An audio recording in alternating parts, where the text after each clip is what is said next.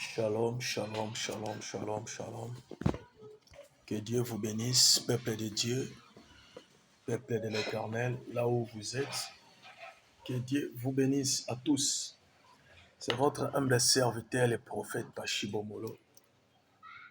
Naye liboso na yo pona ko partager message o eza ya Nzambe. Na kati ya chaîne na biso ava to banda ete to bondela Nzambe. Mosantu na lola Nzambe na milimo na bantoma pe ya basakoli ya kala. Mosantu o avandi na nkembo kolo tika ete moma o ezala moma na yo gloire pe faveur etambola esika yo zali par le nom de Jésus-Christ de Nazareth. Amen. Amen. Amen. Nalobaka yango à chaque fois ete toyaka liboso na bino pamba te c'est que tomemelaka bino message oyo Nzambe aoki kopesa biso. Dieu parle tantôt d'une manière, tantôt d'une autre. Nzambe alobaka na balolenge ebele o Nzambe alobaka. Dieu parle par les songes et les visions notires. Na se na kati na bandoto nde na se na kati Nzambe alobaka. Na ba vision notire nde sika Nzambe alobaka. Pe na makomi na ye nde sika le bon Dieu alobaka.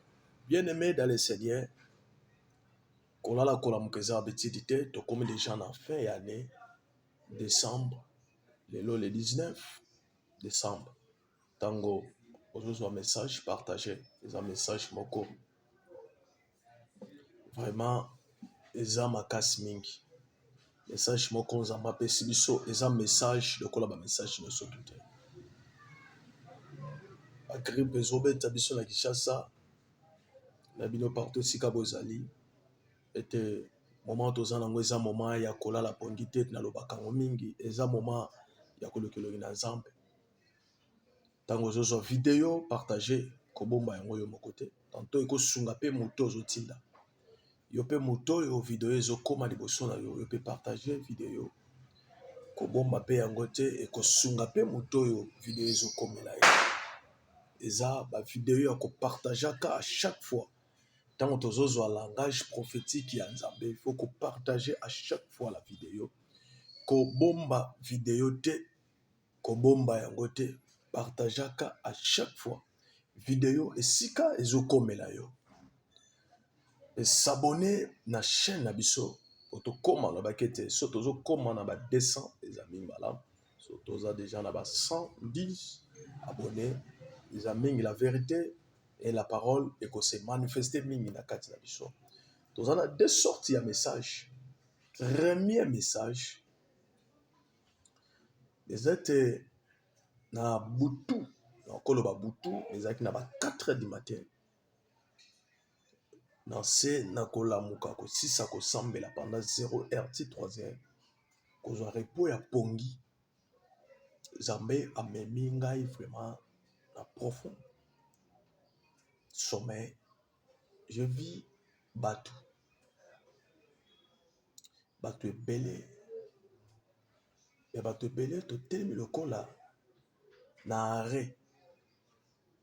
Na kati ya arrêt to telemi. To simbi basaki.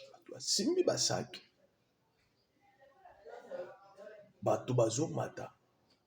Misusu bazo mata. Na ba pousse. Misusu bazo mata. Na ba moto. Misusu bazo mata. Na ba vélo. Mutuka ezalaki te. Et na moni voiture moko bis pardon. Eye bato batelemi bazozwa bato. Bis ezalaki mulayi ya makasi. Muta telemi lokola recevoir ndenge tozalaka na esprit de vie. Mais na kati ya biso wana po pesa mongo kota na biso wana bazalaki lokola na livre moko ya munene bazofungola bazotanga ba kombo ya bato bazokota. Babandi kotanga ba kombo ya bato bazokota, bazoclasser bato na kati ya bisi. Eloko salinga passe. L'État bandi ko classer bato babengi pe ngai ezalaki na famille na ngai na mwasi na bana to bandi kokota. Na moni bato batikali na kati ya bisi. Mais pardon, bato batikali na arrêt. Biso tomati bis bato bazalaki ordre ezalaki na kati ya makasi. Bato bata bazokota tobandi kokota na kati ya bisi. Chauffeur ayebisi receveur abi ekoki. Tika bato batikali bisi mosusu ezoya mpona komema bango. Biso tomati tokei. Leta tokei tozokende destination mais ezalaki lokola denzela. Omoni bato ya moto mosusu bazomataka na nzela biso tozokende. Bata velo bazoyaka na nzela biso tozokende. Mais eza na nzela mosusu ezali. Nzela wana ezalaki bato bazokende yango mulongo lokola bakangi bango ba prisonnier. Bazokende me lokola ba prisonnier. Biso tozokende na nzela bisi. Et bisi na biso bandeki kotambola penza vitesse makasi te. Mais otambola lokola malembe. Na kati ya biso wana bato bazoyemba bazokomisa nzambe. Mais na nzela mosusu wana bato bazokende me lokola bato mo bazosouffrir na kati ya nzela. Nabi pourquoi bato bazokende nzela o makolo? Nabi oui, bato bazangi transport komisa bango na destination.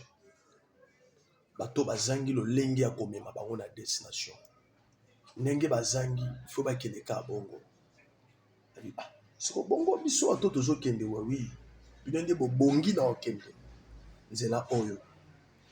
Bato oyo bazotambola wana baza bato babongi te. Bato batikali. Naina lobani bien aimé dans le Seigneur.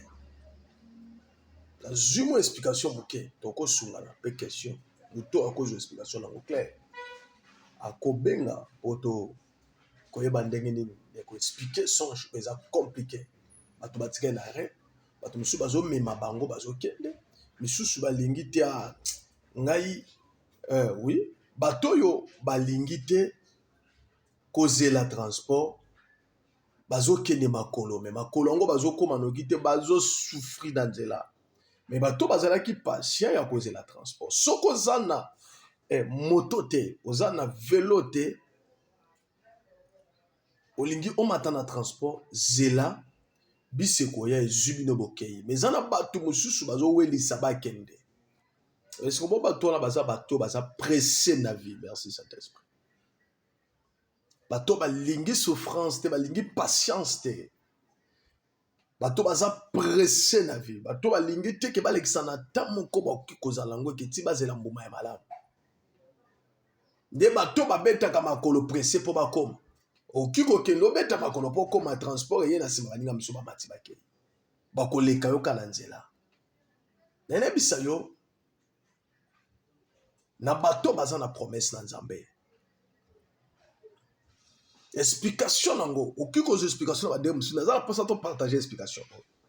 Nazo pesa explication ngana comprendre muke na kati ya vision o Nzamba pesi. On a comprendre muke na kati ya vision Nzamba pesi ngezani. Elingo lo balanga ke la patience paie. Ezana bato mususu balingaka patience te, bazana vie appréciée. Ma sœur, maman, papa ozolanda partout dans le monde. Yela bisayo. Ezana be preuve mususu ozoleka na ngona Nzamba lingi parce que la transbis ezana nzela ko joie comme mon destination. Ezana belé bakoka souffrance te. Habite zala diembelaka awa tantôt na ko vivre malamu. Mais pour Nzamba bade kolegiso tantôt na tamoko il y a pas de difficulté parce que yemo ka yebi école ozolekisa yo. Souffrance monsieur cause à la diableté mais souffrance monsieur cause à l'école. Nzambe moko mutazo lekisho wana yebi ndeni na ko mema yo. Mais yo lingo mitambusa. Vous avez toujours la souffrance. Et ça va tout sur ce côté libala deuxième bio parce que alinga qui patience te.